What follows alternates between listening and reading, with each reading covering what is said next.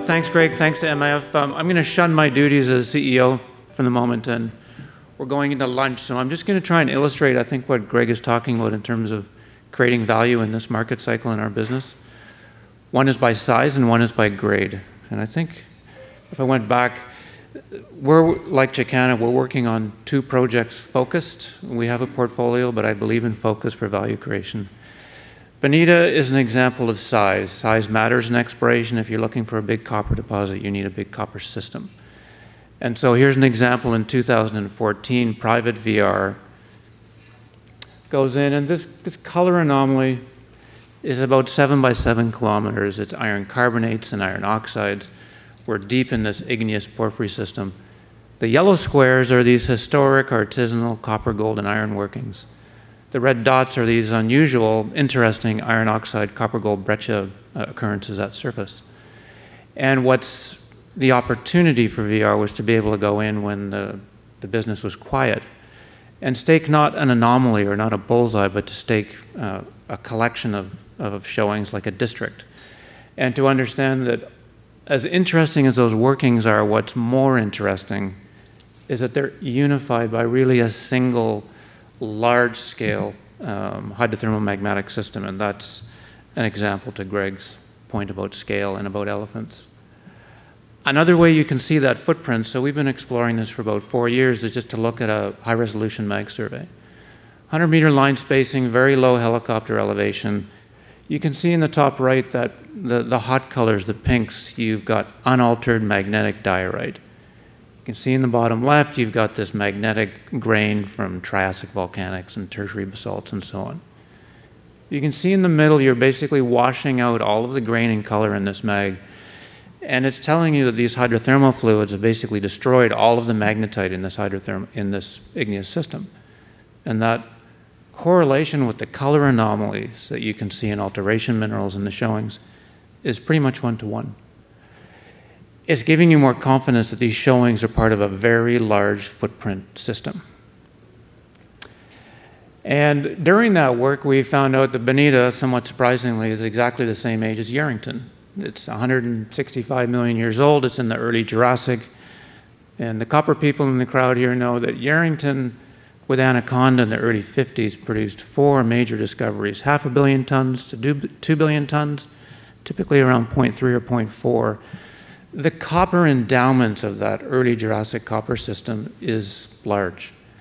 And Anaconda did what any mining company would do. They mined Yarrington first because it came to surface. The other deposits are actually larger, but they're also deeper, and so they have sat in the ground since Anaconda discovered them.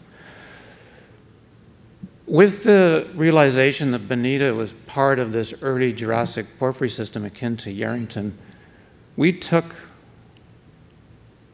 that outline of the hydrothermal footprint at Bonita, and we superimposed it on the Yarrington camp. And there's a really eerie similarity between the distribution, the footprint, if you will, of the copper deposits at Yarrington and the copper, gold, iron workings at Bonita.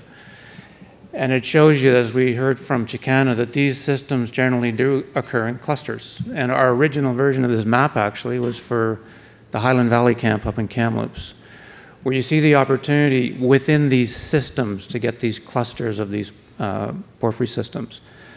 So that is why the opportunity at VR from an investment point of view and for myself as a geologist is so unusual, was to be able to go in and acquire that footprint as opposed to have some fractionated ownership of one or part of one of the showings. Another way to look at the footprint of Bonita is to look at these sophisticated high-resolution resistivity surveys that you can do now. You couldn't do these 20 years ago.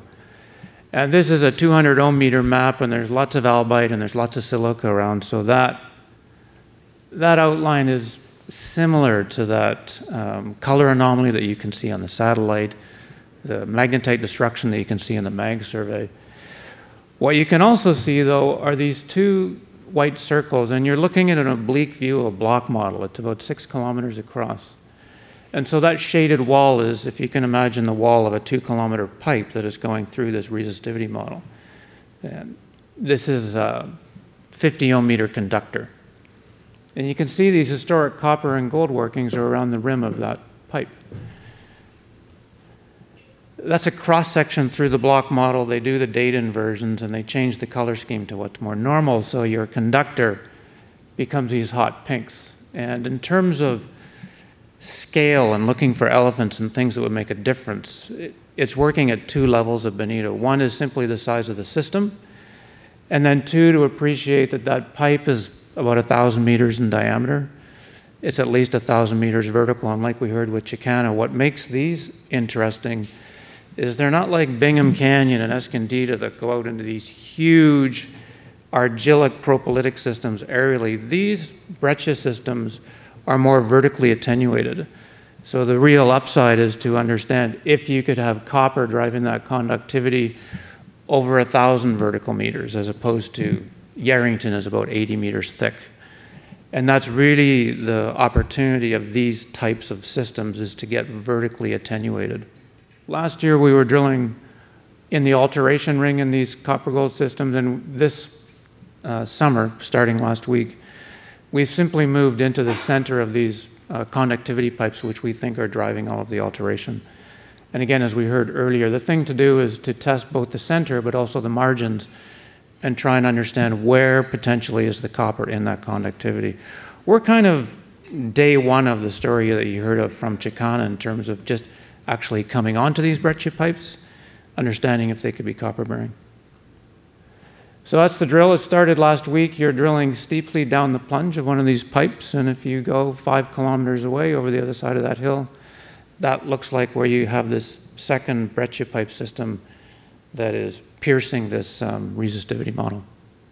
So the plan is to do 2 or 3 holes across these pipes. Should take a couple of months. Take a couple of months to get the assays back, and we would report on the program at the end of the summer. This is, I think, the best visual also for trying to understand what you can do when you're going into an old district with new ideas, and to understand that there are artisanal workings in this resistant ridge, lots of specularite breccia, lots of albite-altered latite dikes. They contain copper and gold. And to realize that really that conductivity pipe in that covered area is probably what's driving all of this copper-gold mineralization along the margin. That's about 2 kilometers if you're to walk on that ridge. This is about 1 kilometer in diameter. And, you know, if Anaconda walked over this in 1950, we didn't care about iron oxide breccias at that time. We didn't know about Olympic Dam. We didn't know about Carapatina. And now we understand that these iron oxide breccias in this ring are actually a vector into a pipe, which could be iron oxide breccia, and that makes it more interesting than it was, say, in 1950. So 4 years in that, I'm not going to spend a lot of time, just to emphasize this program this summer is basically the follow-up to our drilling last fall. The drilling last fall gave us confidence that Bonita actually is a deeply rooted porphyry magmatic hydrothermal system.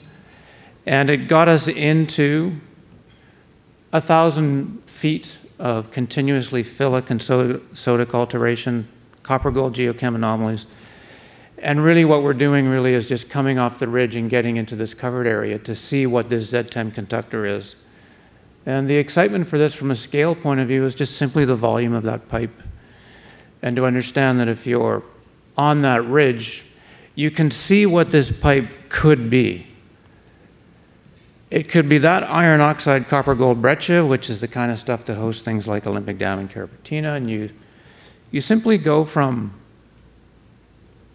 lower temperature on the outside to more higher temperature, more intense hydrothermal activity in the pipe. And when you do that, you take the chlorite and the silica and the sericite out of that rock, and you put in copper in the form of chalcopyrite or bornite. So that's one of the things that conductor pipe could be, is that rock, higher temperature with copper. It could also be a more standard looking, what I think most geos in the room would say is a porphyry style vein hydrothermal breccia pipe. And again, you simply bump up the temperature from phyllic alteration and quartz and chloride and start to put copper in with the silica in those veins.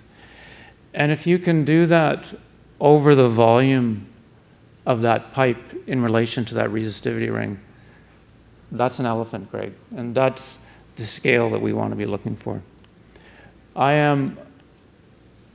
The relevance of that, again, is, I think for me, is to remind the copper world that Bonita and Yarrington here, this is a paleotectonic reconstruction of North America at 150 million years ago. This is what North America looked like before we started piling up things like Stikine and Newmont Lake into the western margin. That's why Vancouver is out in the ocean here.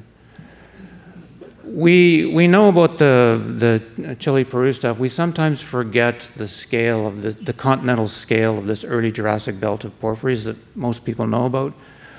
What's important about Bonita is that Bonita on the alkaline side with these iron oxide breccias is more like Galore Creek, Mount Milligan and Morrison because they contain gold. They're slightly hotter. They're not calc-alkaline. They're not like Escondida. And the importance for Yarrington is to understand that if those 16 to 25 billion pounds of copper in those deposits had half a gram of gold, Anaconda probably would have taken those out of the ground 50 years ago. Gold makes a big difference in these porphyry systems, and for us to understand that Bonita is part of that belt, understand that it's more like Galore Creek probably than any of them, and Galore Creek goes back to the early 50s with Kennecott. If that deposit was sitting anywhere near the Trans-Canada, it would have been mined 70 years ago as one of the best copper-gold porphyry systems in North America. I just want to make a quick comment on, I was lucky enough to be part of two big discoveries in the Athabasca Basin, and to remind myself what the learning curve is and why we're spending money in this cycle looking for these elephants. People come up to me and say, oh, Mike, when Rio Tinto came in and into the Hathor competition, it was all over because they're a big company and they can write a big check. But you need to remember that when that check was written for $650 million, uranium had gone from $140 to $70. Rio Tinto had just taken their first $18 billion write-down on Alcan, and Fukushima had basically wiped out 35 to 80% of our entire industry. And that was not an easy check for Rio Tinto to write. The reason they did is because it was a world-class discovery in a world-class district, and if you're the CEO of a mining company, you just don't see that every day. And in my view, this Bonita system can remind copper companies around the world that you can still go into this belt and make big discoveries. And these are the kinds of discoveries like Hathor that operate what I call outside of the macroeconomics. And that's what we think Bonita has the potential to do, and that's why we're drilling. Just very quickly, I'm over here is just to talk about the other elephant in our business, and that is grade. There's two ways you make money in this business. One is size and one is grade.